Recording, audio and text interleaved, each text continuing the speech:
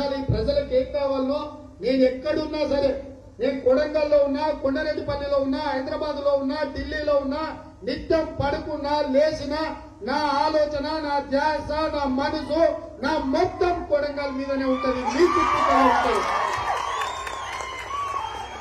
ఏమి చేసినా మీ రుణం తీర్చుకోలేదు.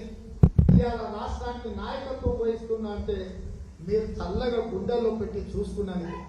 2009లో 2014లో మీరు గెలిపించినందుకే మీరు నాటిన మొక్క రాష్ట్రానికి నీడనిస్తుంది.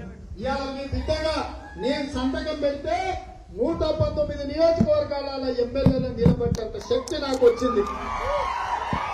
ఇవాళ నేను సంతకం పెడితే 33 జిల్లాలలో జిల్లా పరిషత్ చైర్మన్లను నియమించే శక్తి వచ్చింది.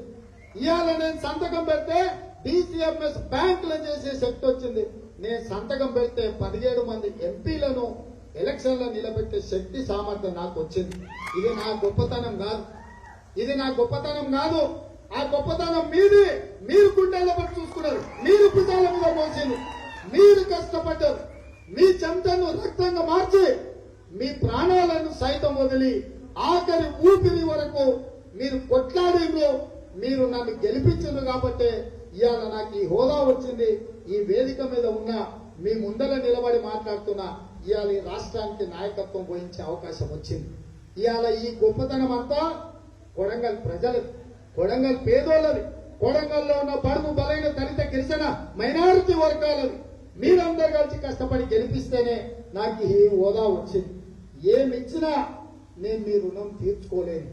ఇవాళ ఈ ప్రాంతాన్ని కృష్ణానది జలాలతో 69 జీవో ద్వారా నారాయణపేట కొడంగల్ ఎత్తిపోతల పథకం ద్వారా 107,000 ఎకరాలకు నీళ్లు తీసుకొచ్చినప్పుడే ఈ ప్రజల రుణం తీరుతుంది. ఈ కోస్కీలో పాలిటెక్నిక్ కాలేజీను ఇంజనీరింగ్ కాలేజ్ చేసినప్పుడే ఈ రుణం తీరుతుంది. ఈ కోస్కీలో మహిళా డిగ్రీ కాలేజ్ తెచ్చి పేదల ఆడబిడ్డలు చదువుకున్నప్పుడే ఈ రుణం తీరుతుంది. ఇవాళ దౌలతాబాద్ బొమ్మరాజ్పేటలో జూనియర్ కాలేజ్ తెచ్చినప్పుడే ఈ రుణం తీరుతుంది. ప్రతి తండాకు రోడ్డు బీటీ రోడ్డు వేయించినప్పుడే ఈ రుణం తీరుతుంది. ఈ ప్రాంతంలో చదువుకున్న పిల్లలకు ఉద్యోగాలు ఇప్పించినప్పుడే ఈ రుణం తీరుతుంది. ఇవాళ కృష్ణా నుంచి వికారాబాద్ వరకు రైల్వే లైన్ ఆనాడు రామ్మోహన్ అన్న మేము కొట్లాడి తెచ్చింది. 7 ఏళ్ల నుంచి ఏడేసిన గొంగడ ఆన్నే ఉంది.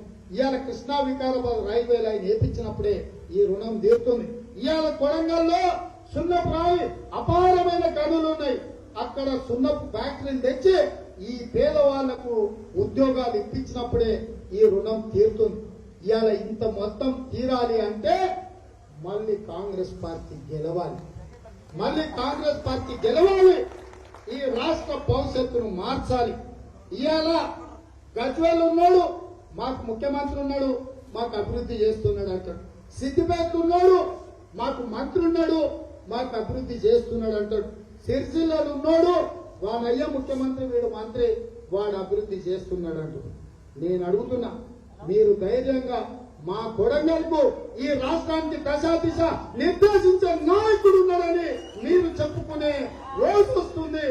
మీకోసం కష్టపడే రోజు అవకాశం ఇవ్వండి.